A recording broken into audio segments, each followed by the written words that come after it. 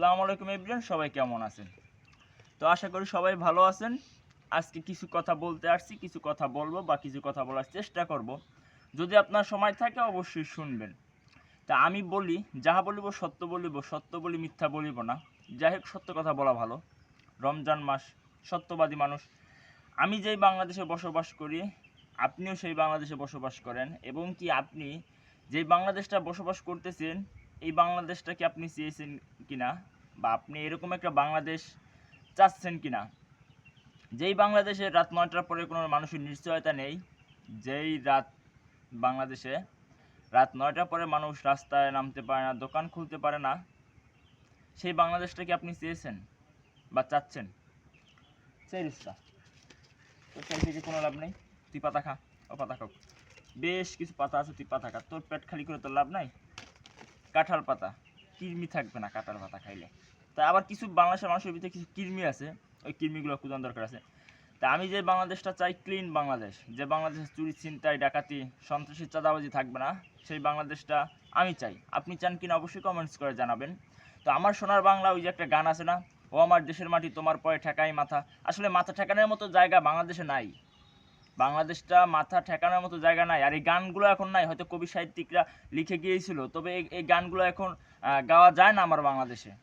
কারণ আমার বাংলাদেশে অহরহর ছিনতাই হচ্ছে, অহরহর ধর্ষণ হচ্ছে। আমার বাংলাদেশে ধর্ষক ধর্ষণের শিকার হয়ে মৃত্যু হয়, কিন্তু ধর্ষকের সাজা হয় না। এমন দেশ আমি চাই না বাংলাদেশ। কারণ আমি বাংলাদেশে বসবাস করি বলে আমি চাই না এমন বাংলাদেশ। আমি যদি বাংলাদেশে বসবাস না করতাম, আমি যদি অন্য কোনো দেশের নাগরিক হতাম, তাহলে এই বাংলাদেশ নিয়ে কি কোনো মাতামাতি আছে? যেমন আপনি একটা জিনিস হিসাব করবেন, ফিলিস্তিন, গাজা, এটা হলো কি মুসলিম কান্ট্রি, তবে আপনি একজন বাংলাদেশের মুসলিম, কিন্তু এই ফিলিস্তিনিদের নিয়ে কোনো আপনার মতামত আছে? গাজা নিয়ে মতামত আছে?